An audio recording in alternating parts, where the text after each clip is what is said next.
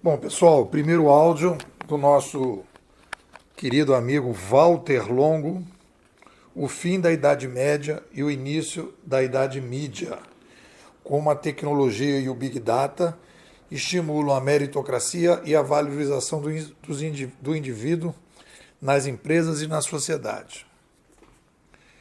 Comecei a ler o livro, eu sempre leio o livro, dou uma atenção especial à orelha, ao prefácio, à conclusão e à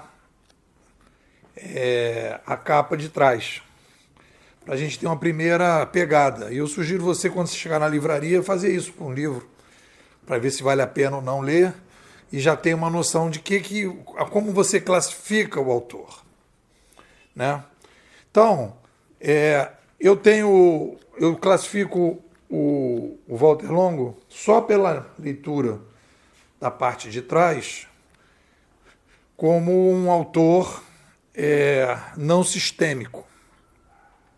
Só que ele é não sistêmico, mas ele se mete na seara dos sistemas.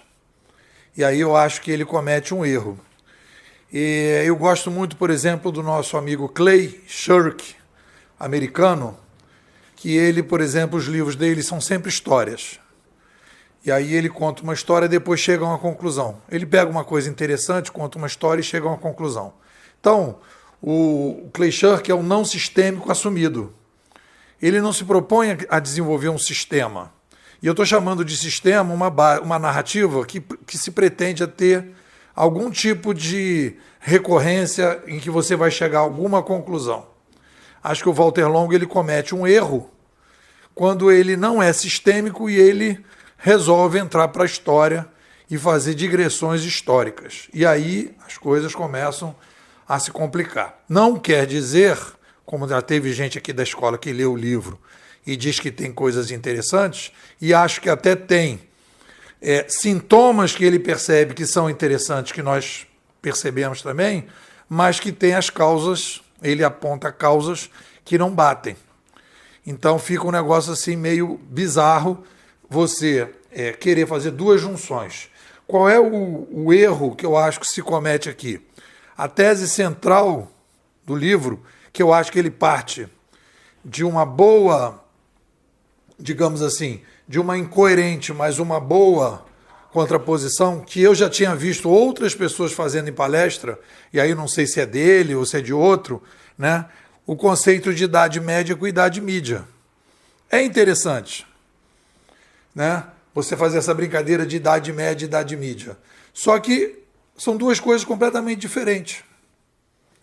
Quando ele fala que a gente agora entrou na Idade Mídia, ele repete um erro igual à sociedade do conhecimento, sociedade da informação e agora a Idade Média, agora Idade Mídia, né? Por quê? Todas as sociedades são do conhecimento e aí variações de conhecimento a partir das mídias disponíveis, né? Todas as sociedades são sociedades da informação e todas as sociedades são sociedades midiáticas. Ou seja, nós então agora entramos na Idade Mídia porque introduzimos a internet e quando nós introduzimos a prensa, a gente não era mídia. E aí ele diz, bom, agora que a gente entrou na Idade Mídia, a gente está aumentando, né, a individualização, a taxa de individualização dos indivíduos. Foi exatamente o que aconteceu na chegada da mídia impressa. Logo na sequência, o Lutero vai desenvolver lá as teses, vai distribuir as teses, as pessoas começam a ler a Bíblia, a pessoa começa a aumentar a taxa de individualização, que vai dar a república, que vai dar o livre mercado, né? E obviamente que a gente tem ali uma taxa de individualização que era menor do que a gente vai ter hoje. E isso tem a ver com a necessidade da gente descentralizar para poder lidar com o aumento da complexidade. A gente teve no século passado, de fato, uma regressão nessa individualização, por causa das mídias de massa, e nós agora temos, então, a gente vai variando essa centralização e o aumento da individualização ou não, a partir das mídias disponíveis. Então, assim, é um erro grosseiro, bizarro, você dizer que agora a gente está fechando a Idade Média agora, né? E aí você começa, a partir de um título interessante, você desenvolver toda uma tese para defender um título interessante. É o que me dá a impressão desse livro, né? Não tem lógica isso aqui. É a mesma falta de lógica que eu sempre disse, essa história, sociedade de conhecimento, sociedade de informação, essas coisas. As pessoas pegam coisas que sempre existiram, é a mesma coisa de você dizer que a água é molhada, né? Agora estamos vivendo aqui uma situação da água molhada. Não, a água sempre foi molhada. Então, o adjetivo molhada não serve para a água, porque a água é molhada, não é um adjetivo, né? Então, idade mídia, não existe a possibilidade de falar de idade mídia. Todas as idades do ser humano são midiáticas. Não existe um momento em que a gente não é midiático. Aí, obviamente, que quando ele fala do aumento da individualização, ele fala da meritocracia, valorização dos indivíduos, a gente percebe isso. Então, o que acontece? São sintomas.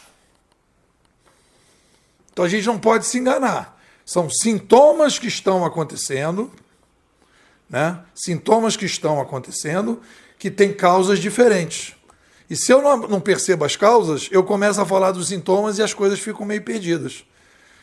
E a ideia de que a gente agora, então, por causa da mídia, agora estamos vivendo a individualidade, isso é uma aberração. Não faz sentido isso.